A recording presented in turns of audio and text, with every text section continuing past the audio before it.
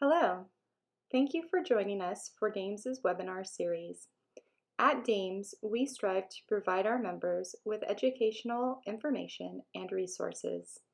Today's webinar, Gliding Through Guardianship, goes through all aspects of applying for and getting guardianship of your special needs child/adult. Thank you for joining us. I hope that you enjoy this webinar, and if you would like to see many more just like this, please consider becoming a DAMES member. You can go to our website, www.damesusa.com, to get more information. Enjoy this webinar. Hi, DAMES mothers. Thank you so much for joining our webinar series. Today what we have with us is Megan Selvey, and she has been a attorney at Bevins Associates for 6 years now. And today she's going to talk to us about guardianship, how the process works, and everything that it takes to get a child through guardianship. And I'm really interested too in learning about how this is all working in the age of COVID. I know that it's not always going to be this way, but we're in a pandemic, but our children are still aging. So how do the courts keep up with this kind of an issue when you can't meet in person? So I'm really excited. I also loved, Megan and I chatted a little bit earlier, and she is also a third generation Arizonan. Woo! Like, we are unicorns here together. And she is also really into giving back to this community. She sits on several boards for nonprofits and is really about helping the community as a whole. And I cannot tell you how much I appreciate having people like you in those areas and really giving back to the community, sitting on boards for nonprofits. So thank you for doing that. It's my pleasure. Yeah, so I'm going to let you go ahead and take it away. You can pull up your PowerPoint. Okay. So now that Michelle just taught me 10 minutes ago how to share my screen, I'm going to try and not mess this up. Let's do this. Okay. All right. All right. So I'm going to be talking to you guys about guardianship, and I'll just briefly touch on conservatorship as well. So what we're talking about with guardianship is, in the eyes of the law, any person who turns age 18 is an adult, and adults have the responsibility of making their own decisions. So if someone is not able to make their own decisions regarding big events like their healthcare, where they're going to live, things like that, there is a mechanism through the law called guardianship where somebody can ask the court to become the decision maker for a person who can't make their own decisions. So, very simply, that's the idea behind guardianship. So guardianship is most appropriate for someone who is incapable of making decisions. It's not appropriate for everyone, and we're going to talk about that. Okay, so there's a couple different types of guardianships. So sometimes people come to me and they say, okay, an emergency has happened and my family member needs me to make a decision, and the hospital or the doctor's office or whoever is telling me I cannot make this decision. And so sometimes we're trying to get a guardianship immediately on an emergency basis so that someone can make a decision for someone. So I don't want you all to panic, because this is a question I get a lot, where families want to know, what happens if my child turns age 18 and I'm not the guardian yet? Am I going to have an emergency situation where I'm not going to be able to direct their healthcare or take care of them? And the answer is probably no. Probably everything will be fine. Arizona has a default statute where, if there's an adult who is not married, has no adult children, so that might apply to like your 18 or 19-year-old son or daughter. They probably not married, they probably don't have children. So the next person in line to make emergency healthcare decisions for them would be the parents. That's not like a permanent solution, right? We don't, like, if someone needs a guardianship, we want to get a guardianship in place. But I don't want families to panic and say, oh my gosh, I waited too long. Their 18th birthday is next week. We're never going to get this done in time. Do we need to do an emergency? The answer is no, because we have that default statute in place. So emergencies are more like a true emergency when there really is no one with default authority. So it usually applies to like other types of family situations, not with young adult children. But just so you know, there is an emergency mechanism if we ever have to use it. The types of guardianships I want to focus on today are the next three on that list. So you've got full, limited, and inpatient mental health authority. So a full guardianship is, I would say, probably what the majority of my clients end up petitioning for. And so that would be that let's just assume that it's going to be the parents over, young adult child, 18, 19-year-old. And the parents are going to have all decision-making authority. We're not holding anything back for the child. To contrast this with a limited guardianship allows the child to drive and to vote, okay? Or one or the other. So I have a lot of people who keep their rights. Driving is less common, but it is possible. With driving and voting, what I'm supposed to do as the attorney who's petitioning for the guardianship is we need some kind of medical evidence that driving and voting is possible for a person. So it might just be that the doctor in their report, which I'm going to go through the steps of all this with you, but the doctor in their report is going to say, okay, yes, this person is a bit able to drive. They still have to pass a driver's test and go through the DMV process. But and then voting kind of is strange because all of us, every American just has the right to vote, and a lot of people don't exercise it. It's kind of backwards to me, but when I have to petition for someone to keep their voting rights, usually the court wants me to take testimony to prove that this person is interested in voting, which I find upsetting because everyone else gets to have the right to vote whether they're interested in it or not. So I think that's a little bit backwards, but that's kind of the system we're dealing with. So don't be surprised if you're going through this process and you want to keep voting rights and the attorneys involved ask you or ask your child, like, are you interested in voting? Something like that. So that may come up. Okay, let's talk about mental health authority. So typically, a guardian can make any kind of decision regarding like healthcare, where someone lives, involved in education decisions, things like that. But a normal guardianship, all of these three, draw the line at admitting somebody to an inpatient psychiatric hospital.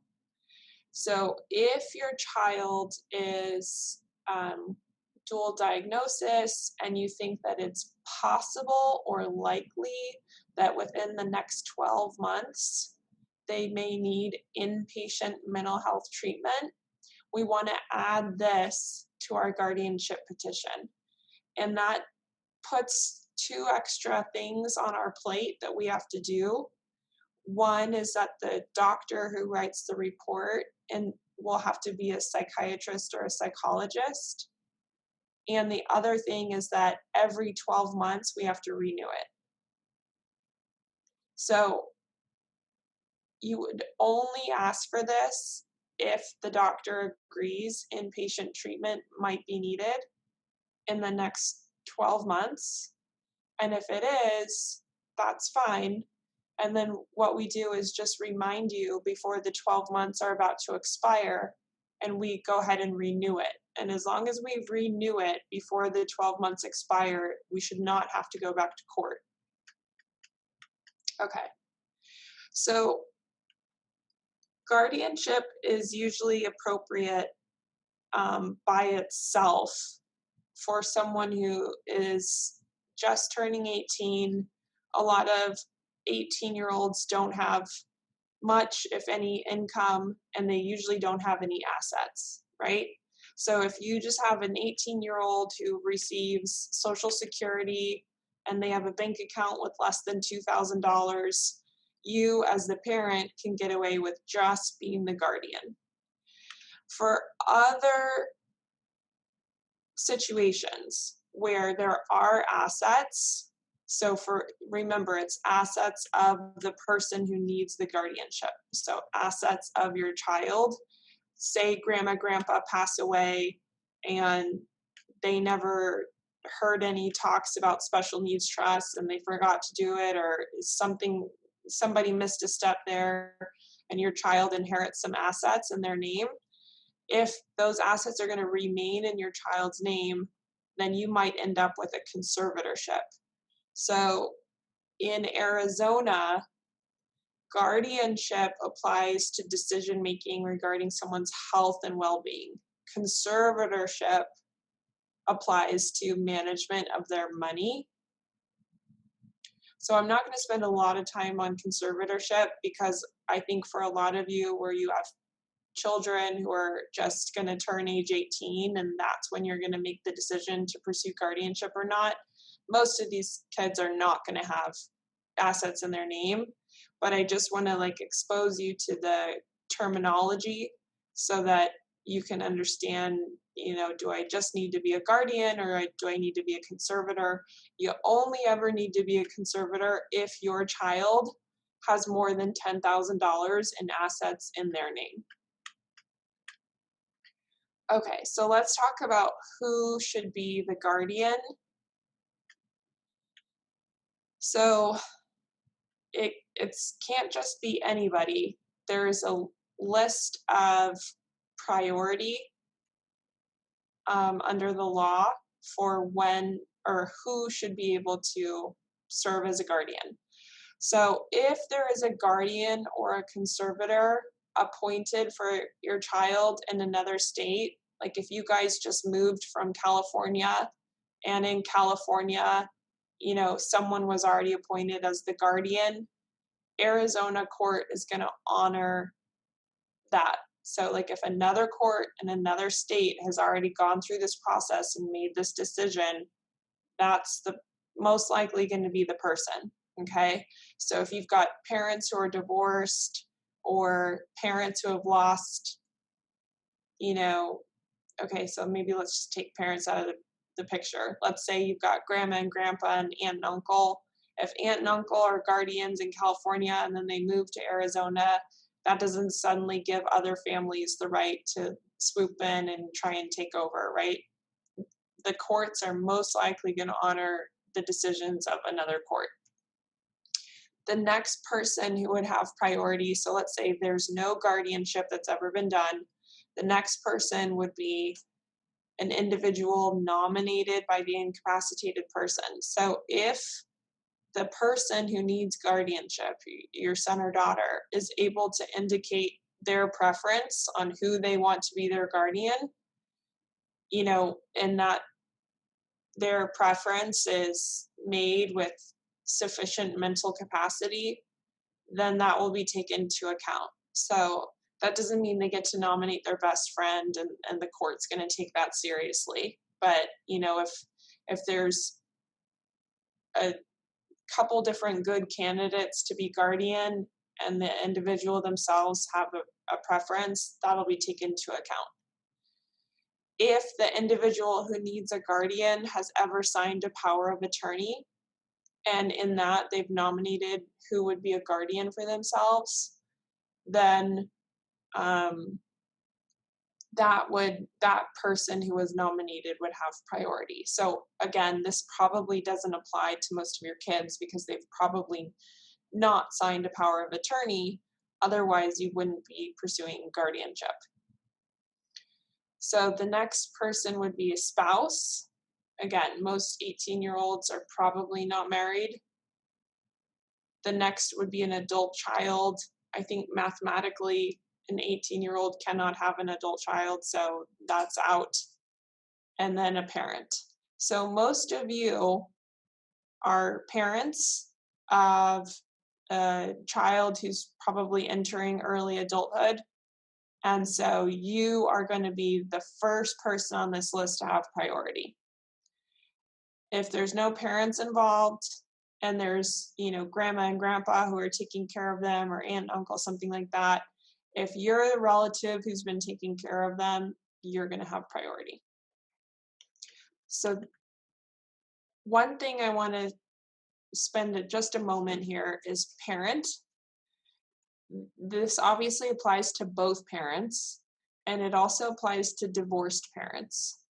So if you are divorced and you have joint custody, and that custody arrangement is in place when your child turns 18, the courts do not allow you to just file for guardian and try and say, okay, I've been bound by this joint custody agreement for years now. I'm so ready to be done with this. I'm finally going to escape my ex. I'm going to be the sole guardian. It's not going to happen. If there's joint custody at age 18, the court is going to appoint both parents as co-guardians. I'm going to leave it at that. So if you are in that situation where you have joint custody with an ex-spouse, I highly recommend legal counsel for the guardianship. Okay, so when is guardianship necessary? So you have to have someone who is incapacitated, and not just physically, right? So if you've got someone who's in a car accident and they're quadriplegic and they are fully mentally capable, that is not a person who needs a guardian. A guardian is about decision making, right? So we've got to have some kind of compromised decision making capacity. So there are all different types of medical diagnoses that may result in guardianship being appropriate. Just because you have certain diagnoses doesn't mean you need a guardian. It works both ways, right? So I've got clients who have a diagnosis of autism and they do not need a guardian, right? Because their level of functioning, it would make it not appropriate for someone else to be a decision maker. I have many clients with autism who do wind up with a guardian. So it depends on the person. Just because you have this label or this diagnosis doesn't necessarily mean one thing or another. So I know that Michelle wants to ask a question at the end about surrogate decision maker statute that's possibly going to come into effect, and alternatives, so we can talk about that. But basically the standard for guardianship is that the person, due to some kind of mental incapacity, is unable to make reasonable, rational decisions regarding their well-being. Okay, so we're looking, this is what I tell parents. If you think your child at age 18 could go to the doctor, talk about a medical issue, receive a prescription, fill the prescription, take the prescription, that is someone who does not need a guardian. If you cannot trust them, or if they are incapable, of taking care of kind of basic healthcare needs, like the scenario I just described, possibly you may want to explore whether a guardianship is necessary. Obviously, that's not a perfect bright line test, but that's kind of the train of thought that you need to start thinking about is when this person turns 18, is it appropriate for the world to start treating them like any other adult who's responsible for their own decisions? So there are other possibilities. Um, I've got families that come to me and the 18-year-old is very functional, competent, has some, you know, particularities, some issues that the parents would very much like to be involved in the medical decision making, right? If someone is competent to do so, they could possibly sign a HIPAA waiver to allow the parents to communicate with their doctors freely and possibly sign a medical power of attorney, which really only allows someone to make decisions if the person who signed it, so like if your son or daughter signs a medical power of attorney, your decision making does not come into effect until they're unable to make or communicate their own decisions. So it's you cannot override them, but it does give you some sufficient authority to step in as needed if things were to ever go wrong for them.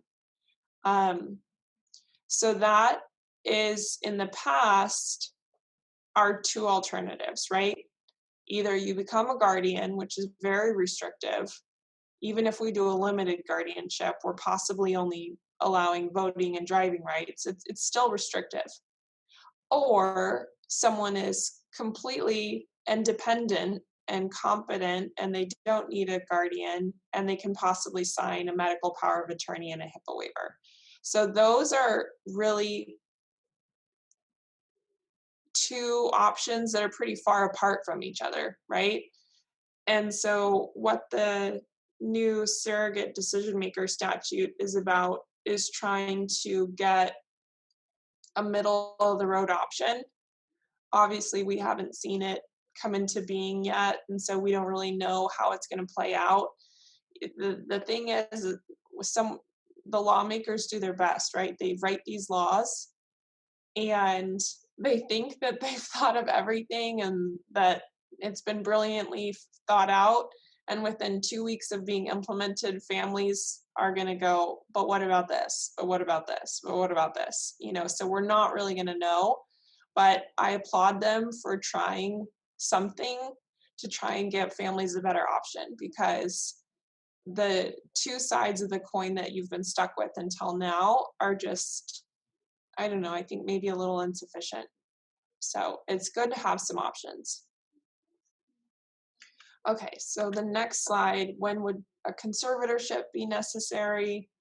Again, it's only necessary if you've got assets, and most of your children probably don't have assets at such a young age. A conservatorship can always be avoided if there is a financial power of attorney or if there is a trust. So here's something I want to mention. If you parents are doing planning for your children and you have left them something in special needs trust, that does not mean you're going to have to do conservatorship later. So I get that question a lot. It says, we have a guardianship and we don't want to have a conservatorship. We heard there's lots of rules with the conservatorship. That's true. There are many rules. Just because you've left your child something in special needs trust doesn't mean you're going to wind up with a conservatorship. So you can do both. That's fine. Don't worry about that. Other than that, I think it's very unlikely you're going to wind up with a conservatorship. Yeah, I'm going to leave it at that because that's a topic that can get very confusing very fast. Okay, so I'm going to end the share screen for 1 second and I'm going to switch out my slides. All right, if none of you have been through the guardianship process, it is a process through the court. So this doesn't just happen automatically. No one at your child's school is going to report you and suddenly the court is knocking on your door. We heard your child needs a guardian, come and see us. This is something that you have to initiate, right? No one in the system is initiating this except for the family. So what the first thing is that somebody with priority, so I already talked to you about who has priority to file a guardianship. So someone with priority is going to file what we call a petition. A petition is a piece of paper, right? This is just words on a paper. It's not magic. There are court forms, which I'm going to give you the link for on the next slide over. If you've got complicated issues, or if you just feel like it would be easier for you and you want this off your plate, or you're intimidated, you're always welcome to hire a lawyer. But this is a process that is doable. People may have trial and error. I've been in court and I've seen families who are in there without a lawyer, and the judge has said, okay, you didn't fill out this paper right, so unfortunately you're going to have to refile and come back. It happens. That's the trade-off, right? So, but I want people to feel, I want people to hear me when I say, the law and the remedies through the courts should be accessible to the everyday average person, even if you don't have money to hire a lawyer. Like, this is a process that is for everyone. And if you don't have money for a lawyer, or that's not the way you want to spend your money, then don't, pursue it. My caveats are, that's always available to you. And certainly if you have complicating factors like a divorce in particular, I really think you should get a lawyer. So you file a petition. Once you file a petition, you have to also file that with a health professionals report. So you want to have your child's doctor, fill that out. And there's an example report, so the doctor doesn't need to come up with anything. They are filling out a form that you will give them. Medicine is evolving faster than the law.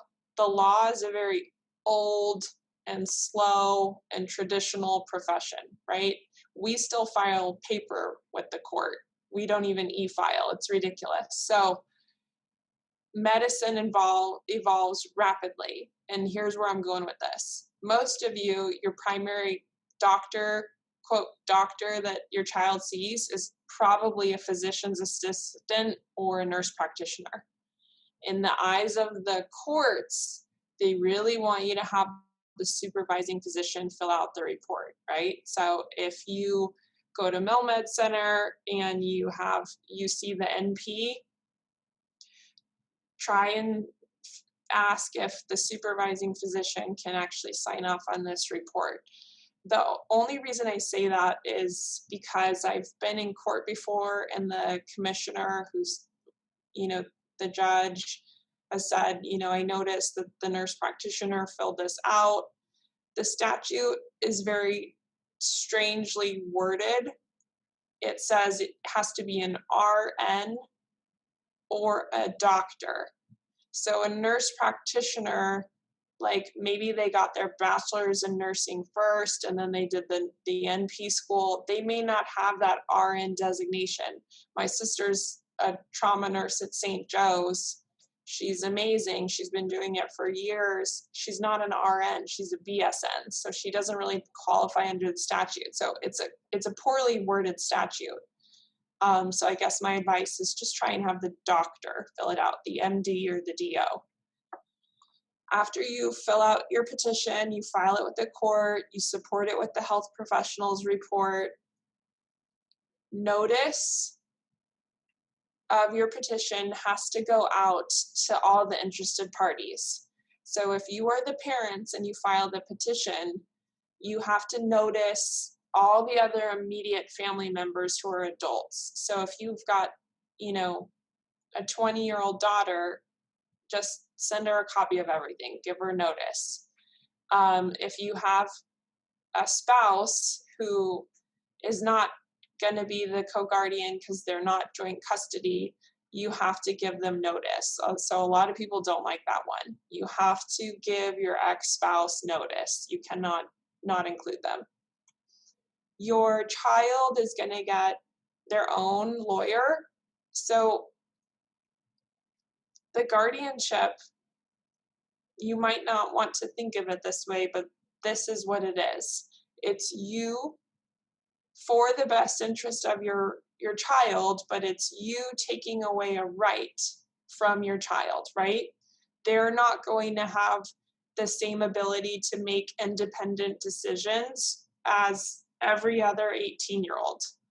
So in America, it's supposed to be that whenever we take away someone's rights, they get what's called due process. That means they get their own lawyer to convey their position to the court, and the judge is going to take all the viewpoints into account and before they make a decision. Okay, so the court appointed counsel serves an important role if your child has no assets. If they've got nothing, their attorney gets paid by the county, so you don't need to worry about paying this person. If your child has money, the court appointed counsel will give them a private bill. The court will also send out a court investigator who will write a report. The investigator is employed by the county, they're employed by the court, and so they're like the eyes and the ears of the judge, right? The judge can't go and talk to every single person before the hearing. I'll talk about the hearing next, but they're very fast. So the court needs to know that someone has gone out, investigated the situation. They want to know that the child is going to be taken care of. They're in a safe situation. So a lot of the investigator visits will look like this. They may visit you and your child at home. They want to know that the place is clean and everyone's happy and everyone's doing okay, and this isn't like hazardous housing and the child's not locked in the basement. And I kind of say that in jest, but things happen, and so they really need to, the visit may be scheduled, it may be unannounced. The court appointed counsel visit may be scheduled, it may be unannounced. It's most likely going to be scheduled.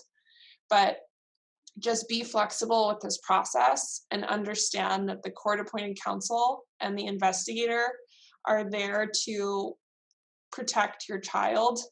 So if the court appointed counsel is grumpy and busy and they only make 5 minutes for you at an inconvenient time, just bear with them. They're doing their best. Same with the court investigator. So after all that happens, everyone's received notice, your child has been personally served with the petition. You are going to have to hire a process server to notice your child. Then we'll have a hearing. And so you, the petitioner, and your attorney, if you have one, and the court appointed counsel will go to court, and the commissioners, that's the word that we use for judges. It's technically a little different than a judge, but we'll just use the word judge for the purpose of this because it's easier. They like to keep their court calendars moving really fast, right? So it's gonna be a quick hearing. It's gonna feel a little anticlimactic, honestly. It's a lot of work, and then you're spending 10 minutes there in court. And so they might ask questions of you. If you're represented by an attorney, you're going to have a little different experience, right? Because your attorney's going to have to ask you some questions. It's going to feel a little bit different. But if you are representing yourself, the judge is probably going to ask you questions, and the other lawyer might ask you some questions too. hopefully all your documents are in order and you did everything right. You followed the self-help instructions. If you hired a lawyer, undoubtedly everything will be correct up to this point. And then the court is going to make a decision to appoint you as guardian or not that day at that hearing. So hopefully you get appointed. You're going to walk down the hallway from the courtroom to the clerk's window, and the clerk will issue letters of appointment. This document, the letters of appointment, is what you need to hang on to and show the world, right? So when your child goes to the hospital, you show them my letters of appointment. I'm the guardian. You got to talk to me. So this is the magic document that you're aiming for. And then the only other thing is that you've got an annual report of guardian and some kind of medical documentation that you have to file annually to the court. So the court wants to keep an eye on the situation and make sure that your child is being taken care of over time. So that's what the annual guardian report does. Okay, so on the next slide, this is a link which you can copy down, or you can just Google Maricopa County Superior Court. Guardianship is through probate court. It's not through family court. And so you want to go and maybe try and download some of these self-service forms.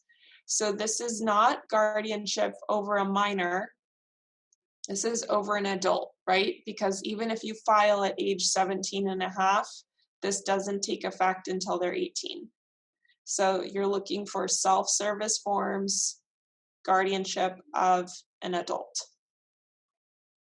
And the earliest you can file your petition is at age 17 and a half. So we talked about a few alternatives to guardianship: healthcare power of attorney, and then the Surrogate Medical Decision Maker Act.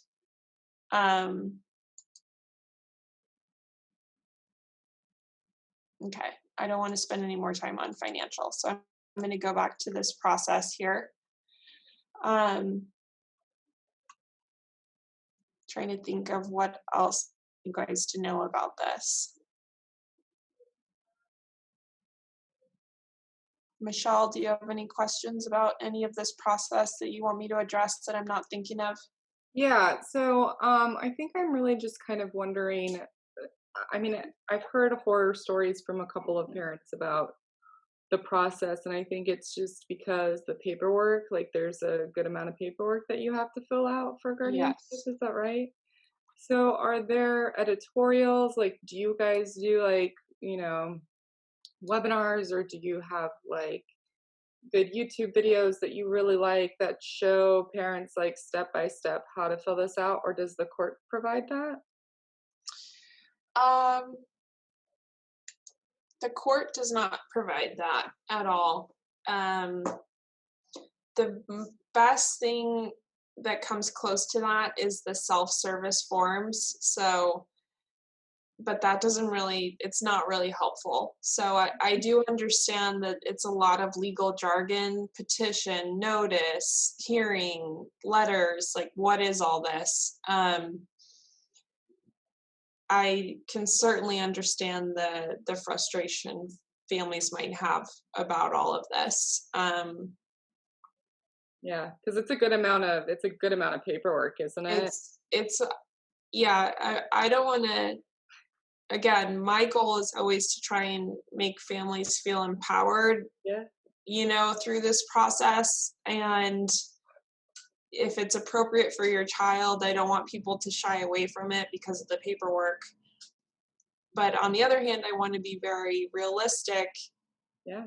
There's a lot to it. So if you are going to tackle it on your own, I would say try and find that would be appropriate for someone who has feels comfortable, like reading forms and following rules and following steps. Like if you get overwhelmed by a lot of paperwork, maybe this is not for you to do on your own. Like if you Mhm. are not organized, maybe not for you to do on your own. Um, if you're everyone's different. You know your own strengths and weaknesses. For some people, it's worth the money that you might pay someone to walk you through it, if that's an option on your budget. If you've had friends or someone do it on their own and they can lend a helping hand. Um, as far as webinars or any tutorials that we do, um, we obviously don't use the self-service forms. Yeah. As a law firm, we have a different process that we follow. And so the answer is no, I don't really do any self-service tutorials just because that's not something that I do. But I do probably the talk that I'm doing now is the closest approximation to a tutorial. So I don't Okay. really know, yeah, what else to offer. What does this normally cost? So if you use a lawyer to help you go through it, like how much does that usually cost? How much does it cost to pay somebody to serve? Because you have to hire somebody to serve, right? So that's Mhm. gonna cost some money. Mhm. Like what are the ideas of like the total cost? So if you like let's go two routes, if you hire a lawyer and then if you don't hire a lawyer, because there a filing fee that's associated? There is a filing fee. It's a little over $600, and that covers the court investigator as the main cost there because they're $400. Wow. So the filing fee just to get the paperwork filed with the court is, I think it's about 279, Okay. and um, obviously you're paying the additional 400 for the investigator. So the court filing fee is about, I think it's 679 total. That might not be the 2020 numbers. In my brain, I might still be operating in like 2018, but it's And we wish around we there. all were. Yeah, we all wish we were. Right. Um, and the service you asked, like to, Mhm. because you have to serve the paperwork through a process server on the proposed incapacitated person. And that depends on, I know different servers have different fee schedules, but you might estimate anywhere from like 50 to $150. It depends on if you're giving them a narrow window for service. Like if you're constricting the time frame, they're going to charge you more, but it adds a little bit of a cost. Um, Different lawyers charge differently for this. I think most typically lawyers are charging an hourly rate. And in the past, our firm has done different pay arrangements. The work that goes into a guardianship for someone who's turning age 18 versus your elderly mother who needs a guardian, it's wildly different. So in the past, we have done flat fee arrangements for families who are pursuing a guardianship turn age 18. Um, so I'm open to discussion with people about costs, but my typical costs that I'll quote people anywhere from maybe like 1,500 to 3,000. Yeah, that sounds right. I mean, that sounds like it, but considering the amount of work that it takes and the amount Yeah, of paperwork that it and that takes. it includes the 679 filing fee. So Oh, that's nice. yeah. Okay. So I have a question about how able accounts kind of um, play into all of this because so you said that okay, so if they don't have any assets, then you don't really have to worry about conservatorship. But if they have an able account, do you have to consider conservatorship? That's a good question. The answer is no. Yeah. Able is its own um, Okay. type of thing. So able, there's a custodian on that account, and Mhm. the assets are not um, part of the equation, I would say. So, Okay, no, that's really awesome. So then also when you talked about what was it, the court appointed counsel, you said that if your child doesn't have any assets, then they won't be billed, but if they have assets, then they'll be billed. So I'm assuming that able accounts fall into that. They don't have assets, or will they be billed if they have an able account? um, that has not come up for me. I wonder if the court appointed counsel would argue that. Mhm, right? I would say it's possible. Okay. It's That's possible. yeah. Can we talk about able first? This is off topic from guardianship, but I just want to give a little piece of information about able because I know there's lots of information out there. Yeah. Um, just remember that able has a Medicaid payback. And so I have had clients come to me and they've already put quite a bit of money in able. And just remember, able is money that you want to confidently be able to spend in your child's lifetime, right? So I know that you're allowed to put so much a year, $15,000 a year in there up to a maximum of 100,000. That might not be the very best place to stick $100,000, right? Yeah. So I just want to say that Uh, for anyone listening, it's a perfect solution if you're having trouble keeping your child's account below $2,000 and you want to sweep $500 at the end of every month into able so that they stay below their 2000 limit, that is the best use for able. But sticking 15,000 a month in there or a year is, I just remember the Medicaid payback. Yeah, no, totally. And how I see able is like we have a special needs trust and the money for our children will live inside of that trust. But like you're saying, periodically we will move money into an able account so that they have access to something and they can make their own choices, but they're not having a huge amount of money that they have choices with, right? I mean, I guess Yeah, that's kind of how we're seeing it. So thank you because yeah. it's a really important point. So I liked what you had to say about the legislation that's kind of moving forward, because when you started and you said that there's limited guardianship, I didn't realize how limited that guardianship is. So limited guardianship only means that maybe they'll get voting rights and maybe they'll get driving rights and that's it. So Yeah, that's pretty limited. those are, it's very, the limited is limited. Yeah, it's very restrictive, you know, not a lot of other good options. So Mhm. hopefully that I'm optimistic. You know, I hope that the supported decision making ends up being a good alternative. Um, I guess we'll kind of see.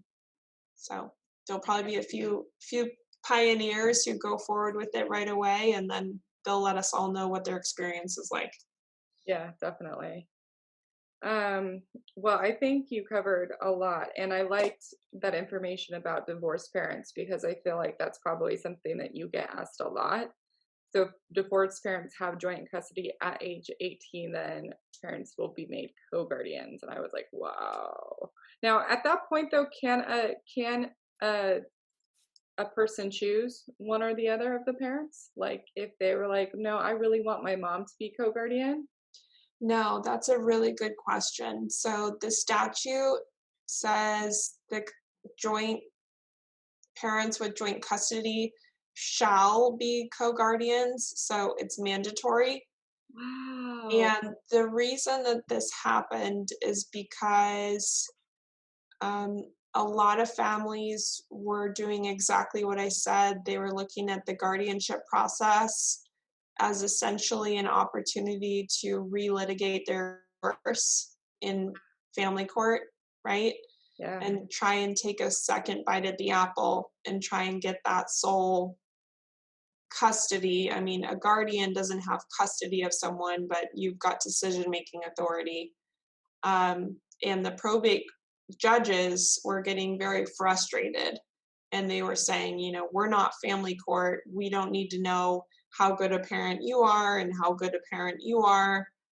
That was already decided. You have a custody order from a family court judge. And so now it's a solid rule. If you've got joint custody, you're going to be co-guardians. And that applies for several years after the person turns 18. Um, if, someone is 25 and they don't have a guardian yet, you know, joint or co-guardians may not be required, but if someone's just like newly turning 18, it's mandatory. Wow, that's amazing. That's something that I just never would have even thought about. So then just you can answer kind of yes or no, but then do you relitigate the joint custody before you enter into guardianship so that if a parent, like, what a nightmare that has to be. Yeah, my answer is no, I do not.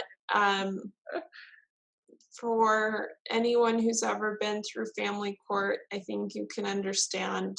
I try and avoid family court at all costs, right? It's a difficult place to be, and I think, kudos to those attorneys who do that every day because that's hard work.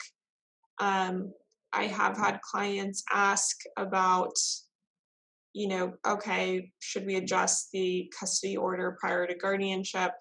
That's a really big decision, and I don't know enough about family law to know if that would even be welcome in family court. I imagine you have to have some kind of reason for doing that. But I guess my recommendation would be have a chat with your former family law attorney first and let them advise you on the rules and what kind of new information must be present before you can go and revisit any kind of custody order. I imagine the answer would probably be no, but What do you see as like the biggest mistakes or misconceptions that people have when they enter into guardianship? I like that in the beginning you kind of were like, don't freak out if you haven't filed like by the time they're 18, because I hear that all the mhm, time where parents are like, oh my God, mhm, like we totally forgot to do all of that. But what mhm. else have you seen that's like most common, like where people are just either missing the ball or don't have a certain step down correctly? Like what are the big things to like maybe avoid when you're doing this process? I I think that one very important thing is um, following the process and making sure that notice is given to all of the appropriate parties. That is essential, right? Again, guardianship is for someone's best interest, but you are taking away someone's rights. And so the process needs to be fair and it has to be well done. You, as one parent or both parents, can't go through this and have it be correct and technically proper if someone wasn't served or if people who are entitled to notice of the proceeding and the opportunity to object are not given it. So all of that is very important. That is something the judge is going to be very concerned about. When you send everyone notice, you have to file proof with the court that it was done. So if you mail a copy of everything out and you serve your child, you got to file proof with the judge that that was all done. And that way at the hearing, the judge can just easily see, okay, I see that this was all taken care of, so just follow the procedure, follow the court forms. um, what else? I Well, think the health professional mm, is another big thing. Just, try and get the doctor. That's a conversation I have many, many times over and over again with people. So, yeah, that was huge. I was like, wow, I didn't even think about that because you're right. A lot of us don't really see the doctors most of the time. It's somebody mm-mm, else. So Yeah. I always love my sister is a lawyer, and I always love how, like, law is written because it's just so finicky, right? Sometimes, like, it's like Yeah, certain words mean certain things and, you yes. know And like I said, you know, the law is slow. Like these laws were written a long time ago, probably before there even was popular nurse practitioners, like the law is just outdated and it changes slow and it moves slow. So that's part of the problem. Now, do people have the right to object? So say if you have, like, a really high functioning autistic adult and they're like, "No, I don't want a guardian." How do you as a parent prove that they need a guardian, and how does that person as an adult prove that they don't? Like, how does that situation play out? Because I'm sure it's something that happens. If you have Does a high happen. functioning adult, It's so you're describing a contested guardianship, mhm, and truthfully, it doesn't happen that often with this population of young adults. okay. It happens very frequently with older adults. So your 90-year-old mother with Alzheimer's is very likely to contest. And I hope that none of your families have ever been through that process because that's heart wrenching. But that's where I see contested guardianships more often is with elderly adults contesting the need for a guardian. Um, I haven't actually had a young adult contest, but that is where their court appointed counsel comes in. So the court appointed counsel, that's your son or daughter's lawyer. Their job is to convey their client's position. Okay. And if your son or daughter has a major problem with this, I'm sure that will be conveyed. If their objection, now I've definitely been in situations where you just have like teenage angst or something, I'll call it like that, like, oh, I don't want this. So I've had situations where the court appointed counsel is like, you know, I guess conveying their client's position is that they don't formally object to the guardianship, but again, they're not thrilled with their parents at this moment. That those are two different things, right? Yeah. So if they are, I guess, formally objecting to the guardianship, then the next step, the court isn't going to make a decision at that hearing. You're going to have another hearing, and each side is going to put on actual evidence, medical evidence, as to why a guardianship is or is not appropriate. Again, we've had that. We've done many contested guardianships with older adults, and those hearings are always an adventure, and it's not really a situation you want to be in because you're pretty much winding up with different family members, arguing about someone's mental capacity. It's very ugly. So it possibly may be a conversation that you want to have with your adult child before you go into this process, and just kind of, I'm sure most parents would do this anyways, but you don't need me to tell you how to parent, but just maybe a gentle conversation about, what guardianship is. And, obviously, um, the guardian has a duty to try and maximize the independence and well-being of the adult at all times. And that's actually a requirement of the guardian. So just maybe conveying that the goal is to foster as much independence as possible and not restrict this person's life. I don't know if that would be helpful. Yeah, no, that makes sense. Um, yeah, because I just see this population, with the rise of autism especially, like, I can just see that guardianship is going to become a lot more popular as this population ages, right?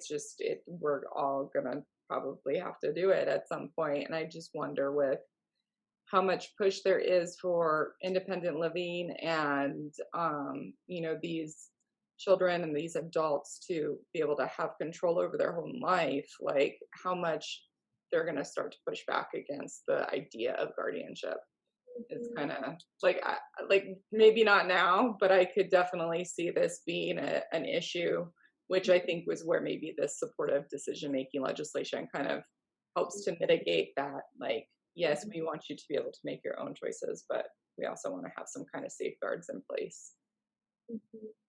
I think that is probably an accurate prediction of what is to come. So Yeah. All right. Well, thank you so much for being here today. And you're so I welcome. I learned a lot. We talked a little earlier. My kids are like 7 and 4. So I've got 10 years. but but you can't, learn enough about this stuff. And it's always just so nice to be prepared and to know where those pitfalls are and I mean, I think any kind of court kind of stuff is always just so kind of overwhelming, it seems like, at the very beginning, especially if you don't know what the process is and what you're walking into.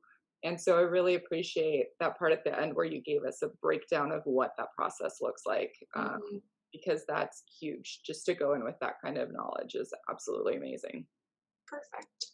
Yeah. Well, I encourage anyone who's looking at this process to go visit um, the link, uh, find the court forms, look through them, see if you can get a feel for it, read the instructions. It's not just the forms, there's a set of instructions that go with it. Take a look at the process, and then, you're always, I'm sure Dames has lots of different referrals for attorneys for them.